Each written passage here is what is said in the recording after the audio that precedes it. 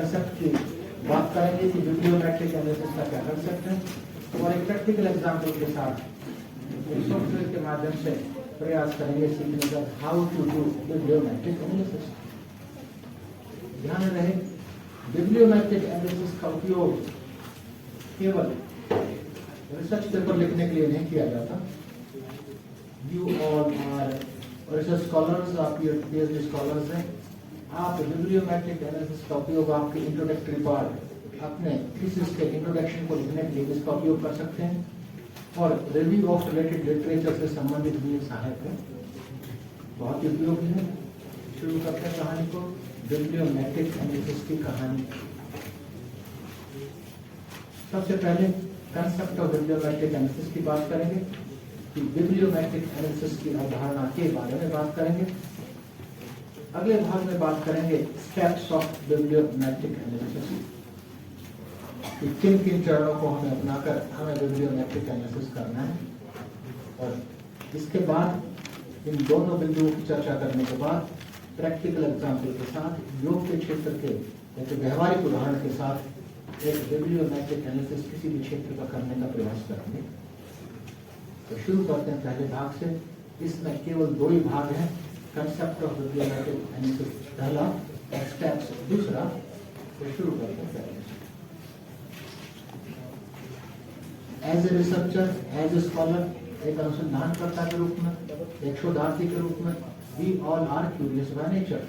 हम प्रकृति से बहुत सभी जिज्ञासु हैं।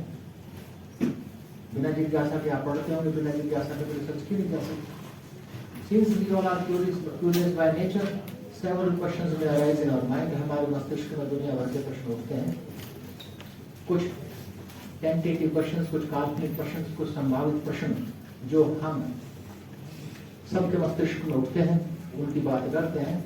How do I know if this article is important? आप किसी भी क्षेत्र में रिसर्च कर रहे हैं, हमें कैसे पता चलेगा कि जो आर्टिकल मैं पढ़ रहा हूँ या जो आर्टिकल मैं पढ़ रही हूँ वो इम्पोर्टेंट है या नहीं है? मैं केवल अपना समय नष्ट नहीं कर रहा हूँ, ऐसा करूँ। In which journal I should publish my paper? किसी शोध पत्रिका में मैं अपने शोध पत्र प्रकाशित करूँ? इस प्रकार के प्रश्न जो उठ सकते हैं। What are the best journals in the field? किसी भी क्षेत्र में बहुत ही अच्छे जर्नल्स कौन से, बहुत अच्छी शोध पत्रिकाएं कौन सी? योग के क्षेत्र में कौन से रिसर्च जर्नल्स हमें पढ़ने चाहिए, कौन कौन सी शोध पत्रिकाएं हमें पढ़नी चाहिए? Who is citing my article? मैं जो आर्टिकल लिख रहा हूँ इसका उल्लेख दूसरे कौन कर रहे हैं? जो मैं लिख रहा हूँ, जो मैं रिसर्च पेपर लिख रहा हूँ, जो रिसर्च किया है मैंने आज तक, वो केवल लाइब्रेरी की शोभा बढ़ा रहा है या कुछ दूसरे लोग इसका उपयोग कर रहे हैं या नहीं कर रहे हैं? कि who is citing my article, कि मेरे आर्टिकल का कौन उल्लेख कर रहा है अपने आर्टिकल्स में? यदि कोई कर रहा है तो how many times I have been cited? यदि मेरे आर्टिकल का, मेरी रिसर्च का कोई उल्लेख कर रहा है तो वो कितनी बार किया गया है? What is my H index score? H index score क्या है? It is एक metric है. You can, by the help of that, you can measure the impact of any scholar. You can measure the impact of any scholarly publication. मेरा H index क्या है? केवल स्वयं का ही H index ज्ञात नहीं कर सकते कि हमारी जिज्ञासा हो सकती है what is the H index of the journal in which I publish my paper or I am going to publish my paper? जिस शोध पत्रिका में मैं अपना शोध पत्र प्रकाशित कर चुका हूँ या कर चुकी हूँ, उसका H index क्या है? या जिसमें करने वाला हूँ उसका H index क्या है? कुछ टेंटेटिव क्वेश्चंस आप सबके सामने हैं, कुछ संभावित प्रश्न आप सबके सामने हैं। एक रिसर्चर को इन सब प्रश्नों का उत्तर चाहिए। We require answer of all these questions. Answer तो मिल जाएंगे लेकिन सटीक आंसर चाहिए, बिल्कुल एक सटीक आंसर के लिए। और केवल इतने ही प्रश्न नहीं, इनसे मिलते जुलते दुनिया भर के प्रश्न हम सबके मस्तिष्क में हो सकते हैं। सबका उत्तर चाहिए हमें, और सबके उत्तर के लिए हमें चाहिए एक मेजरमेंट टूल, एक मापन का तरीका चाहिए, एक टूल चाहिए जिससे हम इसका मापन कर सकें, जो इन सब उत्तरों का, प्रश्नों का हमें उत्तर दे पाए। मैं बता चुका हूँ टूल्स तो दुनिया भर के हैं, but the tool should be of standard in nature, should be of standard, मानकों पर खरा उतरता हो। मानकों पर खरा उतरे वही टूल है ना, ऐसे तो दुनिया भर के टूल्स होंगे, और वो कहलाता है बिब्लियोमेट्रिक। जो टूल है इस प्रकार के प्रश्नों का उत्तर देगा, या इससे मिलते जुलते प्रश्नों का उत्तर पहले तो बिब्लियोमेट्रिक के अर्थ को जानने का प्रयास करते हैं, उसके बाद बिब्लियोमेट्रिक एनालिसिस की बात करेंगे, एक व्यावहारिक एग्जाम्पल के साथ योग के कई एग्जाम्पल्स लेंगे। And I assure you with in 2-3-4 days, अधिक से अधिक एक हफ्ते में, एक सप्ताह में बहुत अच्छा शोध पत्र आप लिख सकते हो। आई will show you publish paper also, मैं एक ऐसा शोध पत्र भी दिखाऊंगा जो पब्लिश हो चुका है, इसके आधार पर ही।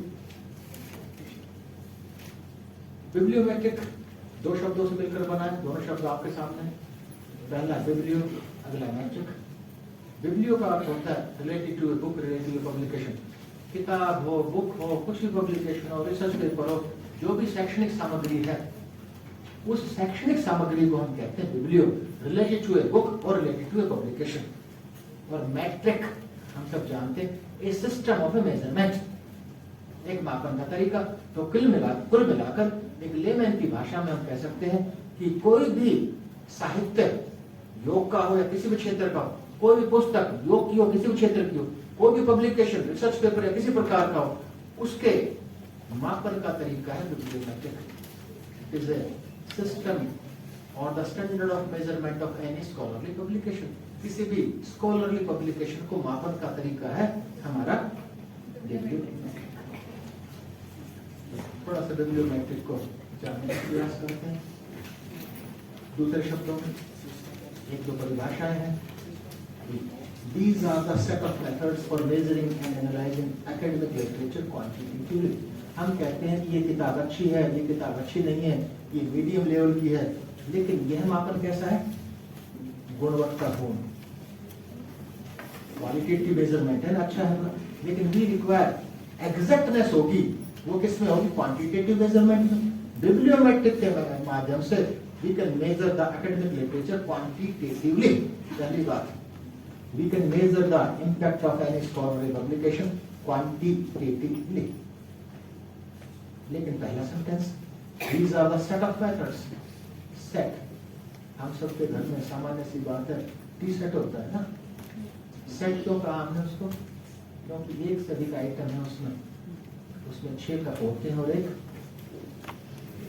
केतली होती है। जहां एक से अधिक यूनिट्स हो, एक से अधिक इकाइयां हो, हम कहते हैं सामान्य भाषा में सेट है। तो bibliometric are the set of methods. It means there are different types of methods and units in this set for measuring. यानी इसका अर्थ कोई एक आइटम नहीं है, एक मेथड नहीं है जिसके आधार पर ये सेट ऑफ मेथड्स है, यानी मेथड्स का सेट है। ऑप्शन 1, ऑप्शन 2, ऑप्शन 3, दुनिया भर के सेट्स हैं, बात करेंगे। Bibliometric are one of the key ways for measuring the impact of scholarly publication. It means there are various means and methods also, by using that we can do the same. Bibliometric भी एक तरीका है जिसके माध्यम से हम ये करते हैं जिसकी चर्चा कर रहे हैं, लेकिन इसका अर्थ ये नहीं है कि एकमात्र बिब्लियोमेट्रिक ही है।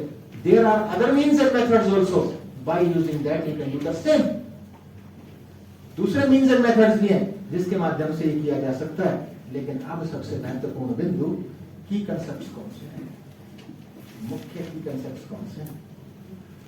The key concept in the bibliometric are output and impact. Output means उत्पादन है ना, इम्पैक्ट मीन्स प्रभाव। एक शिक्षा के क्षेत्र में शिक्षक के रूप में, शोधार्थी के रूप में, अनुसंधानकर्ता के रूप में, रिसर्चर के रूप में हमारा उत्पादन क्या है? पब्लिकेशन। जो हमने लिख डाला वो हमारा क्या है? उत्पादन है। That is known as our output, that is considered as our output. लेकिन बड़े बड़े दिग्गज प्रगाढ़ विद्वान कहते हैं कि आई पब्लिश्ड 100 पेपर्स, मैं बहुत बड़ा भारी भरकम बब्बर शेर हूं। नो, उसका अपनी, उसका इम्पैक्ट कितना है, उसका प्रभाव कितना है, इसमें दोनों के सम्मिलित किया जाता है, output as well as impact. Impact के आधार पर नहीं हो सकता है कि पूरे जीवन में एक पेपर लिखने वाला भी अधिक प्रभावशाली हो 100 लिखने वालों से, वो भी संभव है ना। It is affected by both impact and output. तो हमारा आउटपुट हमारी प्रोडक्टिविटी है, हमारी उत्पादकता है, it is measured by the number of publications, और हमारा इम्पैक्ट है measured by the number of citations. दूसरे हमारे शोध का कितना उल्लेख कर रहे हैं, कितना उपयोग कर रहे हैं, वो हमारा इम्पैक्ट है। और बात करते हैं आगे, different types of bibliometric analysis. Citation analysis कर सकते हैं। I will show you how to do citation analysis. आप को साइटेशन एनालिसिस कर सकते हैं, how to do by the help of software. को साइटेशन एनालिसिस की बात करते हैं। आप को अकरेंस, को वर्ड का या कीवर्ड का को अकरेंस की बात कर सकते हैं। आप बिब्लियोग्राफिक कपलिंग कर सकते हैं, को ऑथर एनालिसिस कर सकते हैं, और भी दुनिया भर के। अभी हो सकता है यह स्लाइड पूर्णतः आपकी समझ से आपकी समझ के दायरे में ना हो, लेकिन जब प्रैक्टिकल एग्जांपल की बात करेंगे every point will be clear, तो प्रत्येक बिंदु स्पष्ट होगा। फिर दुनिया भर के साइटेशंस, दुनिया भर के बिब्लियोग्राफिक एनालिसिस है। आप एक बड़ा अच्छा को अकरेंस एनालिसिस कर सकते हैं, साइटेशन, को साइटेशन दुनिया भर के। कैसे करेंगे? जब एग्जाम्पल के साथ करेंगे तो ये सभी कहानी आपको समझ में आ जाएगी। अब bibliometric analysis is a powerful method to determine, ये बहुत ही मजबूत तरीका है, बहुत ही महत्वपूर्ण तरीका है। क्या कर सकते हैं? इन्फ्लुएंशियल पब्लिकेशंस, कौन कौन से प्रभावशाली लेख हैं उनको ज्ञात कर सकते हैं। इन्फ्लुएंशियल पब्लिकेशंस हम ज्ञात कर सकते हैं। केवल पब्लिकेशंस नहीं, कौन सा ऑथर दिग्गज वास्तव में है, कौन प्रगाढ़ विद्वान है जिसने बहुत अच्छा लिखा है, उसको ज्ञात कर सकते हैं। कौन से जर्नल्स प्रभावशाली हैं उनका पता कर सकते हैं। इंस्टीट्यूशंस कौन से प्रभावशाली हैं, केवल योग के क्षेत्र में नहीं, किसी भी क्षेत्र में। अभी योग के क्षेत्र में हम आपके सामने प्रैक्टिकली देखेंगे कि इंडिया, बेशक योग का ओरिजिन हमारे यहाँ से है और योग में बड़े बड़े प्रगाढ़ विद्वान हैं, लेकिन वास्तव में उनका आउटपुट और इम्पैक्ट कैसा है वो अभी विद इन सेकेंड्स आप सबके सामने आएगा। बात करते हैं स्टेप्स। दूसरी बात, steps of bibliometric analysis. बिब्लियोमेट्रिक analysis के स्टेप्स। कोई भी रिसर्च सबसे पहले करते हैं तो आप क्या करते हैं? कहां से शुरू करते हैं? प्रॉब्लम से करते हैं ना। पहले तो आइडेंटिफाई करेंगे, फिर डेटा कलेक्ट करेंगे, आप दुनिया भर का करेंगे। इसके स्टेप्स मोर और लेस वैसे ही है। पहले तो शीर्षक का निर्माण, शीर्षक लिखेंगे ना। अभी जब प्रैक्टिकल करेंगे तो शीर्षक का, काल्पनिक शीर्षक का निर्माण भी करेंगे, योग के क्षेत्र के शीर्षक का, और पूरा एनालिसिस करके उसका आउटपुट निकालेंगे और उस आउटपुट का वर्णन करेंगे, कैसे एक्सप्लेन करना, पेपर तैयार, निष्कर्ष निकालेंगे। अभी तो स्टेप्स में सबसे पहले टेंटेटिव स्टेप्स। पहला स्टेप्स, पहला डेटा कलेक्ट। सबसे पहले आंकड़ों का एकत्रीकरण करेंगे, कलेक्ट करेंगे डेटा, आंकड़ों का एकत्रीकरण करेंगे। आंकड़ों के एकत्रीकरण के बाद डेटा की स्क्रीनिंग करेंगे। जरूरी नहीं है कि जो आपने एकत्रीकरण किया वो सब ठीक हो सकता है उसमें से कुछ आपको एलिमिनेट करना पड़े, उसमें से कुछ आपको निकालना पड़े।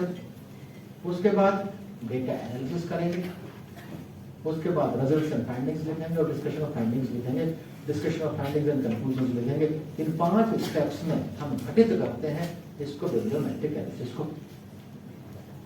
Let's discuss one by one, एक के बाद एक की चर्चा करते हैं। पहला स्टेप क्या? Data collection. यहाँ बेशक शब्द लिखा है डेटा कलेक्शन, वास्तव में हम डेटा एकत्रित नहीं करते, लेकिन एक दूसरा शब्द इसके लिए यूज किया जाता है। उस शब्द की बात अभी करते हैं, लेकिन पहले स्टेप की बात करें। डेटा कलेक्शन शब्द आपके सामने, रिट्रीव्ड फ्रॉम, ग्रहण करेंगे, लेंगे। एकत्रीकरण नहीं है, वास्तव में एकत्रीकरण नहीं है, वो लेना है, उठाएंगे, रिट्रीव करेंगे। जो ऑलरेडी है, जो पहले से है, पहले से स्टोर में है। पैसे कहां से निकालते हैं? बैंक से। बैंक का तो डेटा बैंक है हमारे पास।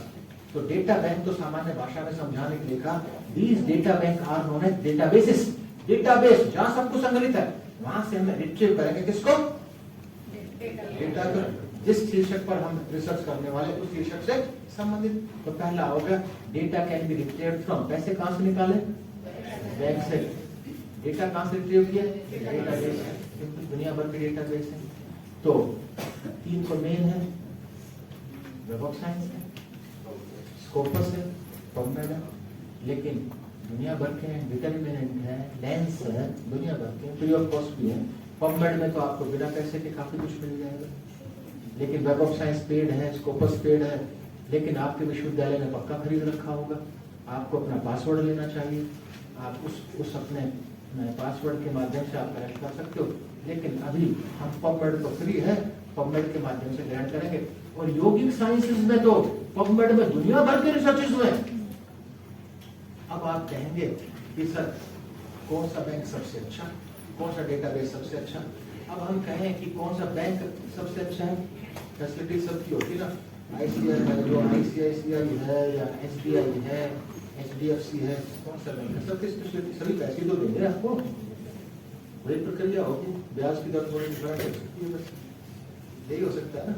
इसमें भी यह भी रिसर्च हुई है कि विच डेटाबेस इज बेस्ट, रिसर्चेज हुई है, अनुसंधानकर्ताओं ने रिसर्च की है इन डेटाबेस में से, और निष्कर्ष तभी यही निकला है।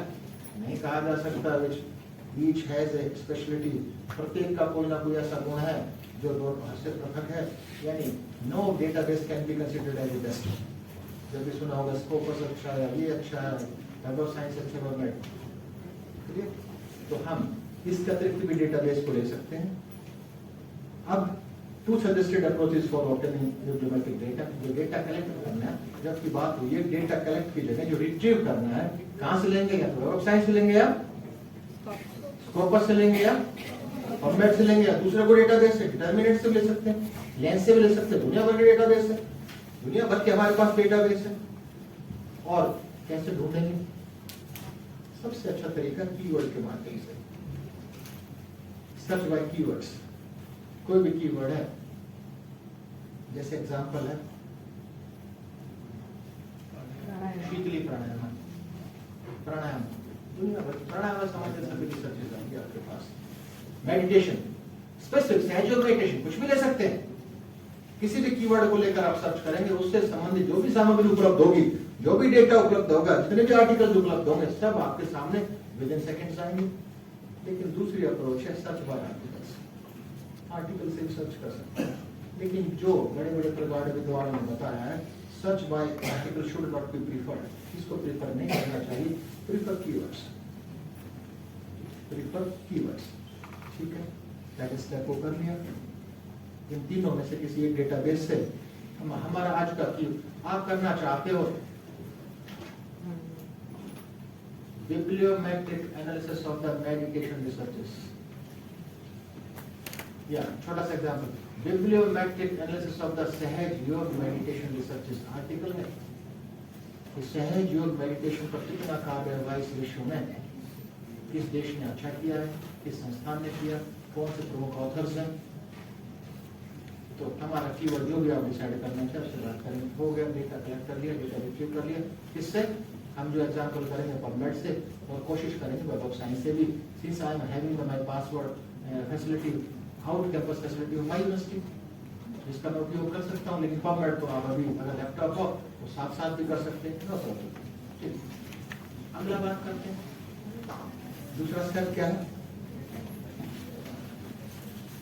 बात हो चुकी है ना। दूसरा स्टेप क्या है, डेटा स्क्रीनिंग, डेटा स्क्रीनिंग करेंगे, क्लीनिंग करेंगे। डेटा स्क्रीनिंग क्लीनिंग की आवश्यकता क्यों पड़ी, पर्पस क्या है, to get more precise and accurate results. संभावना क्या होती है, हमने अभी यहाँ पर लिखे हुए जो आपने डेटाबेस देखे, कितने देखे, 3, web of science, Scopus and PubMed, 3 database देखे ना। क्या तीनों डेटाबेस, एक रिसर्च है बहुत प्रगाढ़ विद्वान को ये योग के क्षेत्र का, उसने कोई पेपर लिखा है, तो वो संग्रह तो आपको तीनों जगह मिलेगा। वेब ऑफ साइंस भी अपने डेटाबेस में रखेगा उसको, तो उसी डेटाबेस को वो दूसरा डेटाबेस पे रखेगा। तीसरा आपने, you can use one database और you can use more than one database, और अधिक इकट्ठा करना चाहते हो, आपने तीनों डेटाबेस को इकट्ठा किया, तो डुप्लीकेसी भी तो होगी। तो डुप्लीकेट आर्टिकल्स को, डुप्लीकेट एंट्रीज को आप रिमूव करेंगे। ये डुप्लीकेट एंट्रीज की स्थिति कब पैदा होगी, जब किसी एक डेटाबेस से लेंगे, एक से अधिक डेटाबेस का उपयोग करेंगे, you have to eliminate duplicate entries. Wrong entries भी हो सकती है, कई बार गलती हो जाती है, ऑथर का नाम गलत लिखा है, कुछ ऐसा नहीं है कि डेटाबेस पर जो कुछ है सब कुछ ठीक है, संभावना है, लेकिन ना के बराबर संभावना है। Results, different types of errors में अगर मिसस्पेलिंग हो सकती है ऑथर के नेम की, ऑथर का नाम डुप्लीकेशन हो सकता है, ऑथर की एप्लीकेशन डुप्लीकेशन हो सकती है, ये आप गौर करो। जैसे कि छोटा सा एग्जांपल है, मेरे कुछ आर्टिकल्स हैं, उसमें सेम आर्टिकल मेरा बीएचयू के नाम से भी है और वो पंडित रविशंकर शुक्ला यूनिवर्सिटी के नाम से भी है, क्योंकि before this particular university I was in BHU, तो जब बीएचयू में रहते हुए जो आर्टिकल्स लिखे थे तो मेरे एफिलिएशन तो कई हैं। मेरे एफिलिएशन के साथ आपको बीएचयू भी मिलेगा, मेरे एफिलिएशन के साथ यूनिवर्सिटी भी मिलेगी, तो डुप्लीकेट एफिलिएशन और missing of the time of paper, कई बार कब लिखा गया और मिसिंग है उसको एलिमिनेट कर दीजिए, तो हो गया डेटा स्क्रीनिंग। आपने आंकड़ों का एकत्रीकरण कर लिया, रिट्रीव कर लिया, ग्रहण कर लिया, आपने डेटा को स्क्रीनिंग कर लिया, काम के थे रख लिए, काम के लिखे एलिमिनेट कर दिए, उसमें से डेटा एनालिसिस करेंगे। सिंपल सी प्रक्रिया। How to do data analysis, आंकड़ों का विश्लेषण कैसे करेंगे, how to do data analysis, data analysis हम कैसे करेंगे, how to do data analysis by the different softwares. ऐसे तो हो नहीं सकता, सॉफ्टवेयर्स हैं और हम हमेशा तलाशते हैं फ्री सॉफ्टवेयर जो निःशुल्क सेवा हमारे पास हो। तो आज एक सॉफ्टवेयर है वॉस व्यूअर, फ्री है, वॉस व्यूअर के माध्यम से आप कर सकते हैं, VOSviewer free of cost है, आप इसको इंस्टॉल कर सकते हैं, इसके माध्यम से कर सकते हैं। I will show you with in seconds. अभी जिसके पास भी लैपटॉप है वॉस व्यूअर इंस्टॉल करके उसको डाउनलोड करके आप ही कर सकते हैं। तो इस डेटा एनालिसिस के आउटपुट का इंटरप्रिटेशन तो यहाँ समझ में आएगा नहीं जब तक कि वॉस व्यूअर का उपयोग करके उसके आउटपुट को हम समझेंगे कि हाउ टू एनालाइज डेटा, उसके आउटपुट को हम एनालाइज कैसे करेंगे। अगला रिजल्ट्स एंड फाइंडिंग्स, उसके बाद परिणाम लिखना शुरू करते हैं, रिजल्ट्स एंड फाइंडिंग्स। उसके बाद एज पर आउटपुट, जैसा आउटपुट है, जैसा हमारे दूसरे क्षेत्रों में रिपीटेड मेजर एनोवा का उपयोग करके जो आउटपुट था उसको हमने एक्सप्लेन किया। हमें जो वॉस व्यूअर का आउटपुट है फॉर एग्जांपल उसके आउटपुट को एक्सप्लेन करना, that will be our results and findings. वो हमारा रिजल्ट्स होगा, परिणाम होगा, वो हमारी फाइंडिंग्स होगी। और उसके बाद डिस्कशन लिखेंगे, कंक्लूजन लिखेंगे। तो नई बात नहीं है, जैसे हम दूसरे शोध पत्रों में लिखते हैं should be supported by the pieces of evidence, जितने अधिक से अधिक हम रेफरेंसेस रख पाए, जितने हमारे पास pieces of evidence अधिक से अधिक हो, उतना ही प्रभावशाली डिस्कशन कहा जाता है, हम सब जानते हैं। यह है, अब इसको मेन कहानी शुरू होती है, practical part, main story of the practical part. क्योंकि साथ साथ क्वेश्चन आंसर सेशन भी होगा, साथ साथ क्वेश्चन आंसर सेशन भी होगा। किस डेटाबेस, किस डेटा बैंक से हम डेटा रिट्रीव करने वाले हैं, फॉर्मेट लिख दीजिए, फॉर्मेट और एक फॉर्मेट गो टू फॉर्मेट। ये फॉर्मेट का सर्च इंजन आ गया, सर्च ऑप्शन आ गया किसका। अब आप किस क्षेत्र में सर्च करना चाहते हैं, सिंपल सा SAH जोड़ा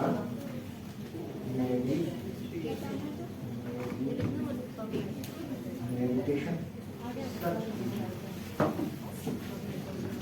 सहयोग मेडिटेशन के टॉप रिसर्च इसने कितना दिखाए, Is it okay? 21 years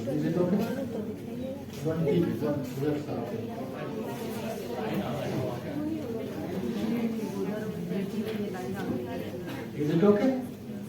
और बताया कि किस किस साल ये 95 में एक रिसर्च, 96 में एक, बीच में नहीं हुई, उसके बाद 2000 में भी है, 2001 में भी है और ये 2005 में है। उसके बाद कितना गैप है और सबसे अधिक रिसर्च कब हुई है। ठीक है, अब ये तो कमरे पे देख लीजिए, हजारों कई हजारों स्टडीज आएंगी, 479 दुनिया भर की स्टडीज है। देखिए ट्रेंड शुरू में नहीं थी, आजकल कितनी हो रही थी। Pranayama studies, pranayama effect of various pranayama on cardiovascular and, ठीक है, इस पर चले जाइए, पूरी कहानी समझ में आ जाएगी। ये आप अपने इस स्टडी से कलेक्ट करें, फ्री ऑफ कॉस्ट आपके पास सामग्री सब कुछ आर्टिकल्स है। लेकिन हम तो आर्टिकल्स को रिव्यू ऑफ लिटरेचर की बात कर ही नहीं रहे हैं, हम तो किसकी बात कर रहे हैं, टाइटल बना दिया हमने, bibliometric analysis of the studies on pranayama, ये टाइटल है। Bibliometric analysis of the research is conducted on आप एंजाइटी पर, स्ट्रेस पर, साइकोलॉजी में किसी भी क्षेत्र को लेकर कर सकते हैं बिब्लियोमेट्रिक एनालिसिस। एक दो एग्जांपल, एक साइकोलॉजी का एग्जांपल लेकर करेंगे, आउटपुट देखते हैं किसी भी क्षेत्र की। अब प्राणायाम में कितनी स्टडीज हमारे पास है? बहुत कम है, ज्यादा नहीं। जबकि इसका मतलब प्राणायाम से प्रचलित दूसरा शब्द है योग का। मेडिटेशन में मैंने देखा नहीं है, लेकिन मुझे विश्वास है कि हजारों में होनी चाहिए। मेडिटेशन तो बहुत प्रभावशाली क्षेत्र है। 10,022 स्टडीज मेडिटेशन पर है। यानी रिसर्च का क्षेत्र अधिक प्रचलित क्षेत्र योग का कौन सा है? तो दोनों मेडिटेशन में टाइटल बदल लेते हैं। Bibliometric analysis of the research is conducted on meditation to 10,022 study, 10,022 अध्ययन है। और देखिए रिसेंटली हुए, पहले कहा था, इसका मतलब कोविड के बाद ही ज्यादा हुआ है। कब से ज्यादा हुआ है? नहीं, पहले से 14-15, हाँ 11-12-13 के आसपास अधिक मेडिटेशन पर स्टडीज हुई, ठीक है। और ये एक बात ध्यान रहे आपको, जो पबमेड है ना, ये डेटाबेस है ना, ये इसमें मेडिकल साइंसेस के लिए माना जाता है, बायोमेडिकल रिसर्चेस के लिए। जितने भी बायोमेडिकल रिसर्चेस है उन स्टडीज का संग्रह इस पर अधिक है, ये ध्यान रहे, बायोमेडिकल रिसर्चेस। तो अब कितनी स्टडीज है? 10,022। इसको सेव कर लेते हैं, सेव कर लेते हैं। लेकिन सेव कर लिया, हम किस सॉफ्टवेयर के माध्यम से एनालिसिस करने वाले हैं? मैडम किस सॉफ्टवेयर नहीं है, किस डेटा बैंक से हम आंकड़े एकत्रित करने वाले हैं? तब आपका आंसर होना चाहिए था पबमेड। किस सॉफ्टवेयर का उपयोग करने वाले हैं? गॉस व्यूअर का उपयोग करने वाले हैं। तो गॉस व्यूअर हर फॉर्मेट को आपको नहीं देता, ये केवल पबमेड के फॉर्मेट को, ये ध्यान रखिए, ये पबमेड वाले फॉर्मेट को एक्सेप्ट करेगा। तो आपको जो क्योंकि हर फॉर्मेट को एक्सेप्ट नहीं करेगा, निर्धारित है ये फॉर्मेट है। तो हमने कौन सा फॉर्मेट लिया? क्रिएट फाइल, फाइल क्रिएट होगी, कहाँ पहुंच गई? डाउनलोड पहुंच गई। देखते हैं फाइल को एक बार, डाउनलोड में जाइए, ये डाउनलोड में गए और ये फाइल आगे देखिए। अब इसको फाइल को ओपन करेंगे, हमारे कुछ पल्ले पड़ेगा नहीं कि क्या क्या रहा है। इस फाइल से कुछ पल्ले पड़ रहा है, लेकिन इसको तो पढ़ेगा कौन? वॉस व्यूअर के माध्यम से। तो वॉस व्यूअर किससे? ये वॉस व्यूअर को I am going to open VOSviewer को ओपन करना शुरू किया। और वॉस व्यूअर, ध्यान दीजिए, वॉस व्यूअर के माध्यम से हम डेटा को एनालाइज कर, स्क्रीनिंग नहीं कर रहे हैं, मान के चल रहे हैं। क्योंकि इसलिए भी हमें स्क्रीनिंग की आवश्यकता नहीं है, क्योंकि हमने केवल एक ही डेटाबेस का उपयोग किया है। डुप्लीकेसी की संभावना नहीं है। सेम डेटाबेस डुप्लीकेट आर्टिकल को क्यों इंक्लूड करेगा? मेथोडोलॉजी देख लीजिए, मेथोडोलॉजी गो टू क्रिएट, और क्रिएट हम कह रहे हैं create map based on bibliographic data of this, create a map based on bibliographic data. Next जाइए अब देखिए क्या कर रहे हैं आप read data from bibliometric database files. हमारा कौन सा है डेटाबेस? कौन सा है? नेक्स्ट कर दीजिए। अब यहाँ देखिए, यह केवल 5 ही डेटाबेस को अलाउ करता है, अलग अलग है। आपने वेब ऑफ साइंस का डेटा है, एक्सेप्ट कर लेगा। स्कोपस का है, एक्सेप्ट कर लेगा।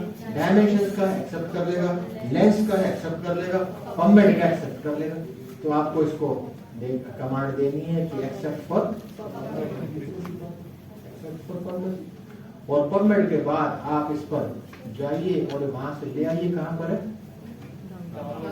डाउनलोड, सॉरी पबमेड कर पबमेड पर जाइए। कहां पर? फाइल्स में देखिए, कहीं डाउनलोड देखिए होगा।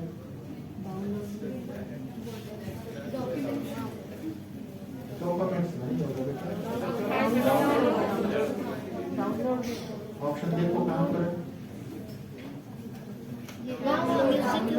ये डाउनलोड का ऑप्शन है, तो इसको क्लिक कर दीजिए।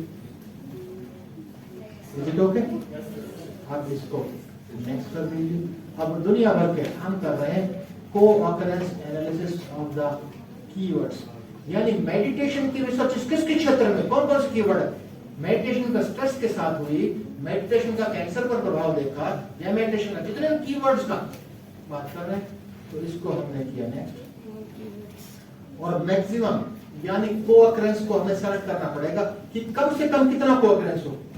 2 ही शब्दों का हो जाए तो ही मान लें, 3 का हो, 4 का हो, या ऑटोमेटिक इसने कितना दिया है, यानी 5 को-अकरेंसेस के लिए केवल 6 ही है, हम तो मिनिमम ले लेते हैं। मिनिमम को-अकरेंस कितना हो सकता है, 2 ले लीजिए ना, ठीक है।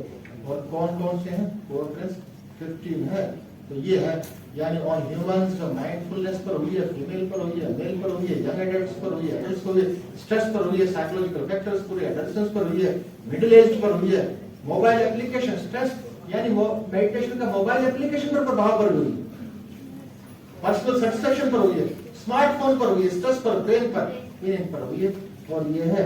और इसको टेबल को आप अपने रिसर्च में रख सकते हैं और फिनिश कर दीजिए। अब इसका देखिए, ये आपको आउटपुट आ गया। This circle, this diameter shows the frequency of the outputs. ये फ्रीक्वेंसी को प्रदर्शित करता है। तो सबसे अधिक स्टडीज आपको कहाँ दिखाई दे रही है, किस क्षेत्र में? या तो ह्यूमंस पर या माइंडफुलनेस, और लीस्ट स्टडीज कहाँ पर है? अगर इसका ओवरले व्यू क्रोनोलॉजिकल देख रहे हैं तो देखिए, इसको कलर चेंज करके रिसेंट स्टडीज कहाँ किस पर हुई है, येलो कलर में, और जो 2017 के आसपास कहाँ हुई है, you have to explain this outputs. और ये आपको डेंसिटी विजुअलाइजेशन देख सकते हैं, ये आसानी से दिखेगा कि ये जो डायमीटर सर्कल का दिखाएगा, इससे तो स्पष्ट है सबसे अधिक किस पर हो रही है, मेडिटेशन, ह्यूमन माइंडफुलनेस। और ये देखिए जो कलर ब्लर हो रहा है पर्सनल सेटिस्फेक्शन वगैरह पर। तो we have discussed how to do co-occurrence analysis of the keywords associated with meditation, co-occurrence of the keywords associated with meditation. और गहरी बात करें, इसको और गहराई में ले जाना चाहें, और गहराई में ले जाना चाहें तो आप देखिए, यहाँ पर देखिए आइटम्स, आइटम्स पर क्लिक किया हमने, तो टोटल कीवर्ड्स कितने मैच किए को-अकरेंस में? 15। लेकिन 15 के 15 कीवर्ड्स की प्रकृति एक जैसी है क्या?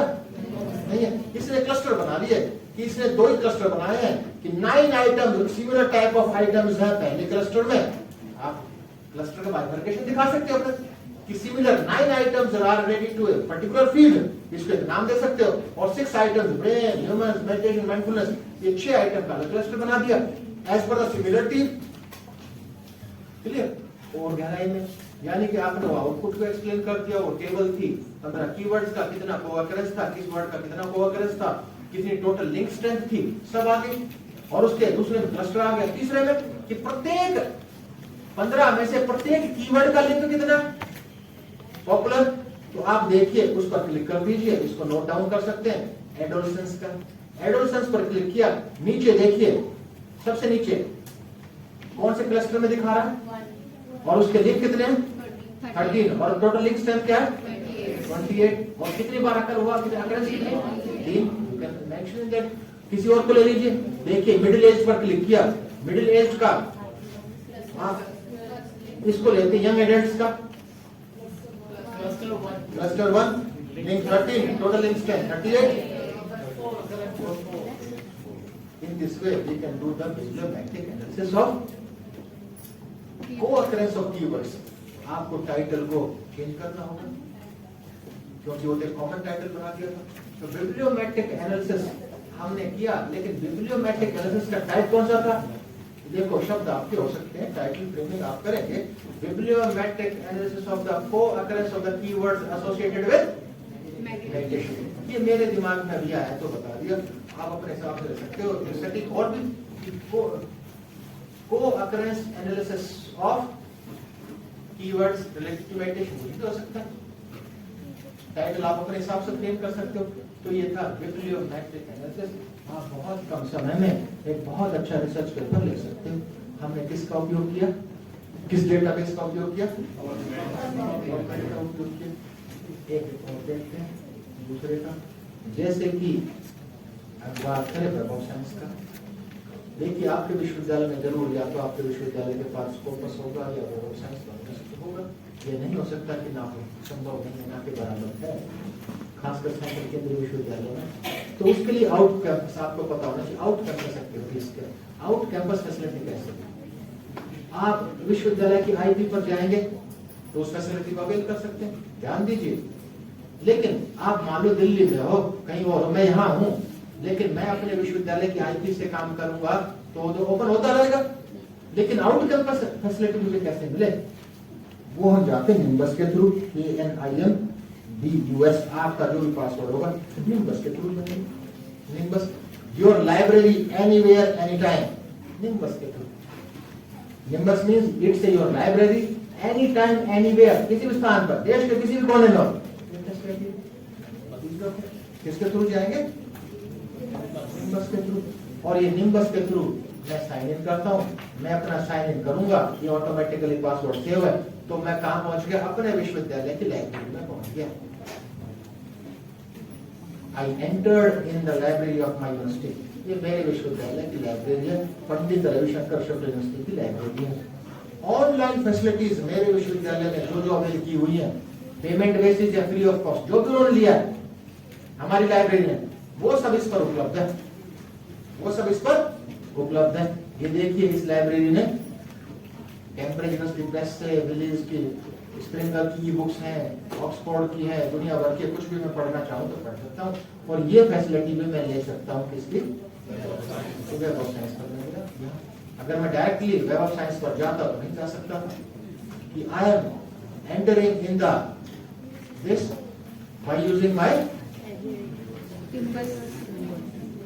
University library, it's going to open, it's going to open। और इसमें भी वही करते हैं कि देखते हैं कवरेज मेडिटेशन की, इसमें अधिक है या कवरेज PubMed में अधिक थी, यहाँ ढूंढते हैं इसको। लगभग लगभग समान सी ही होनी चाहिए, क्योंकि दोनों ही रेपुटेड डेटाबेस है। कितने हैं, 15,752 स्टडीज, वहां कितनी थी, यानी कि मेडिटेशन की कवरेज अधिक किसकी है,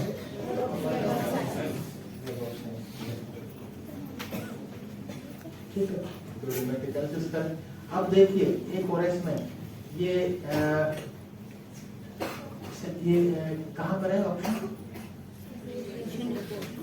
कहाँ पर कर्सर है, रिपोर्ट। ये साइटेशन रिपोर्ट जनरेट करने का ऑप्शन इसने नहीं दिया, क्योंकि उसके लिए लिख सकते हैं आप citation report web of science केवल 10,000 से कम आर्टिकल्स की प्रस्तुत करता है। तो आपको 10,000 से कम है तो आपको देगा, तो नहीं देगा। लेस देन 10,000 तो आपके पास ऑप्शन है, इस मेडिटेशन को आप वापस जाते हैं, इसको हम करते हैं। क्यों पुरानी स्टडीज मेडिटेशन पर क्यों पढ़े, आप तो ऐड की डेटा रेंज कर जाइए और पब्लिकेशन का डेट है, आप देख लीजिए। चलो छोटा सा देखते हैं करंट वीक में, पिछले एक हफ्ते में कितनी मेडिटेशन रिसर्च हुई, करंट वीक में कितनी हुई देखते हैं, करंट वीक में कितने, एक हफ्ते में कितनी रिसर्च हुई, 28 रिसर्च हुई है पिछले हफ्ते में। लेकिन और बढ़ाते हैं रेंज को, एक साल लास्ट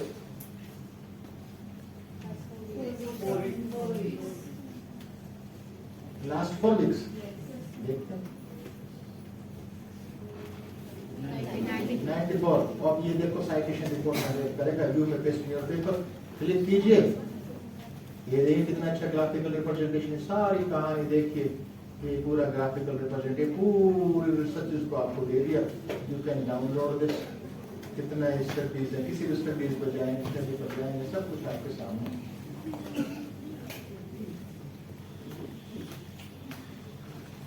एक और ऑप्शन है इसमें, क्यों ना हम करें जी, इसमें साइटेशन देना हो तो हम कैसे देते हैं? साइटेशन देना हो तो मतलब जैसे कि साइटेशन किसी हम पेपर पर लेंगे तो वो अब साइटेशन आप अपने अपने पेपर में उसका उल्लेख करेंगे, उसको देंगे साइट, उसका उल्लेख जैसे साइट किया जाता है, जैसे सब पेपर में साइट किया जाता है वैसे करेंगे। कोई अलग तरीका तो है नहीं, साइट करने का तरीका एक ही है। अब इसमें एक और फील्ड्स की बात करें, इसको आप कस्टम ले लीजिए। कस्टम में लीजिए आप डेट डाल देते हैं, पिछले 2-3 साल का ले लीजिए, बताइए ईयर बताइए कब तक, 2022 1 जनवरी और आज तक का ले लेते हैं ना, 2024 1 जनवरी का ले लेते हैं, जिससे टाइप करने में आसान रहेगा। कितने आर्टिकल हैं? 2000। साइटेशन रिपोर्ट दे देते हैं सारा मेजर, ये पूरा साइटेशन रिपोर्ट।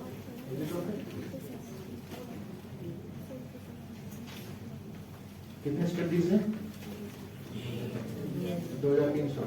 अब वहां पर अलग टाइम में धड़ था, यहाँ पर गो टू एक्सपोर्ट पर जाएंगे और एक्सपोर्ट में ये कौन सा, ये किस फाइल को वॉस्ट व्यूअर एक्सेप्ट करेगा? वो करेगा प्लेन टेक्स्ट फाइल को। और ऑल रिकॉर्ड्स हमें तो चाहिए, ऑल रिकॉर्ड नहीं, हमें चाहिए सब कुछ, full record and citation record, सब कुछ ही लेते हैं ना। ये भी पहुंच गया कहाँ? डाउनलोड में पहुंच गया। और बस एक बार डेमोन्स्ट्रेशन देखते हैं, वॉस्ट व्यूअर में गए, इसको दोबारा से वॉस्ट व्यूअर को अभी I am going to open VOSviewer again, और हम इसको एनालाइज करेंगे। जो भी आउटपुट है, output given by which database?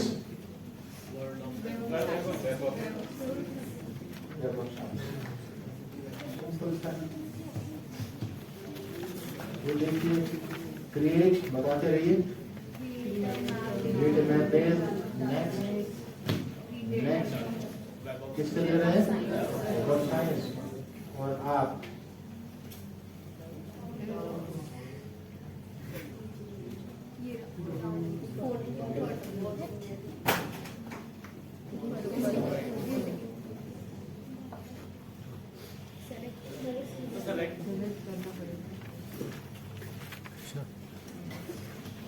क्या करेंगे? इसे इंस्टीट्यूशन देखिए कि पिछले कितने साल है, एक बड़ा इंपॉर्टेंट इशू अच्छे रिसर्च की हम करें कोऑपरेंस ऑफ साइटेशन की बात करें, ऑर्गेनाइजेशन किस ऑर्गेनाइजेशन के सबसे अधिक उल्लेख किया, ये भी अच्छा है। आपको दुनिया भर के एनालिसिस है, हम देख रहे हैं कि विश्व की कौन कौन सी ऑर्गेनाइजेशन, कौन कौन सी यूनिवर्सिटी संस्थान जिन्होंने इस क्षेत्र में बहुत अच्छे रिसर्च की। क्या इंडिया वो संस्थान है? देखते हैं, मिनिमम ले लेते हैं, एक ले लेते हैं। देखो टॉप इंडिया का कहीं है, university of Oxford, university of Washington, क्या है, विस्कॉन्सिन, यूनिवर्सिटी ऑफ एलबामा, ये है। देखिए इंडिया का है, इंडिया का एक आध नाम तो होना चाहिए, है नालंदा। बताइए कि इंडिया की ढूंढी कहीं है तो?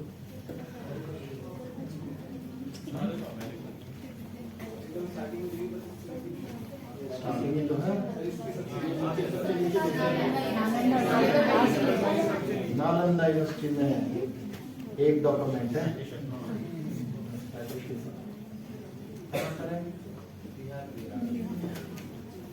कौन से नई नालंदा है ना, सेंट्रल। तो अब इसको फिनिश देखिए, ये पूरा इसने साइटेशन का विजुअलाइजेशन दे दिया। You can paste in your research, you can write an article, you can write an article. एक जैसे रिसेंट आर्टिकल एक पब्लिश हुआ है, बस लास्ट का आइटम जरा सीख चुके हैं, एक इसको देखते हैं।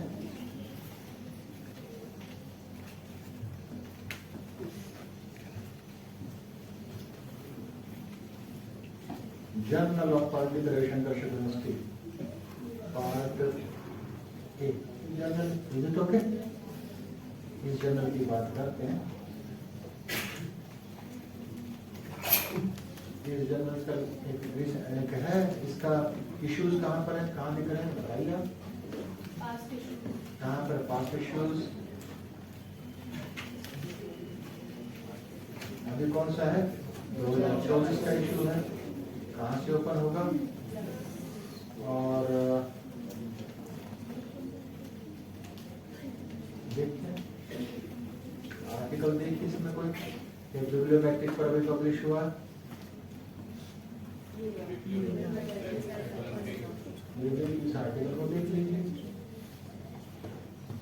इस आर्टिकल अच्छा समझ में तब आएगा जब इसका पीडीएफ को देख लीजिए, डाउनलोड हो जाएगा। व्यू पीडीएफ कहाँ पर भी पीडीएफ नहीं आ रहा, मैंने रखा नहीं और पीडीएफ नहीं है,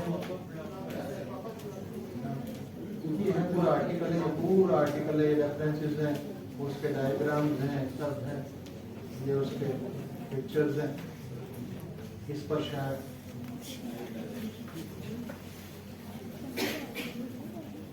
ब्लॉक किया, ठीक है।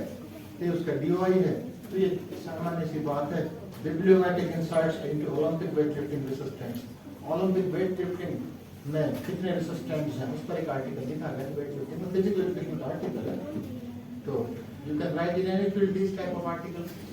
और केवल ये नहीं, बिब्लियोमेट्रिक एनालिसिस देख लेते हैं एक बार, वेब ऑफ साइंस पर जाते हैं। कहाँ पर वेब ऑफ साइंस बताइए, क्या वेब ऑफ साइंस में बिब्लियोमेट्रिक एनालिसिस पर कुछ रिसर्च नहीं है, देखते हैं। क्योंकि हम कीवर्ड बिब्लियोमेट्रिक एनालिसिस ही मान लेते हैं।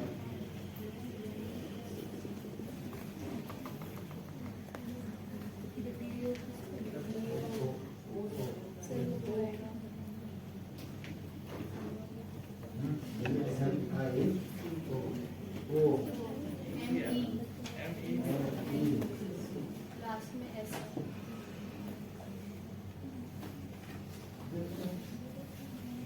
अच्छा ईयर नहीं भाई, ये तो ईयर तो ना नहीं लेगा, ईयर लेगा ना, हमें नहीं लेगा ना, हमें ईयर नहीं लेगा।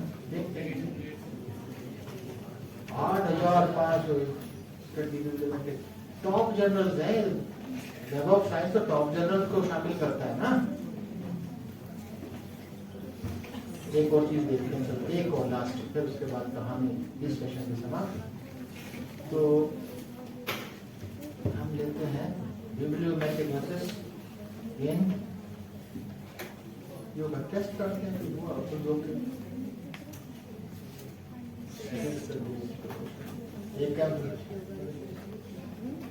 इसके लिए योग इस तरह की इट मीन्स कि बिब्लियोमेट्रिक एनालिसिस स्टडीज योग में भी हुई है, ऐसा नहीं है योग के क्षेत्र में अभी नहीं की गई है, ठीक है। तो ये कहानी थी बिब्लियोमेट्रिक एनालिसिस की, तो मेरी तरफ से कहानी समाप्त होती है।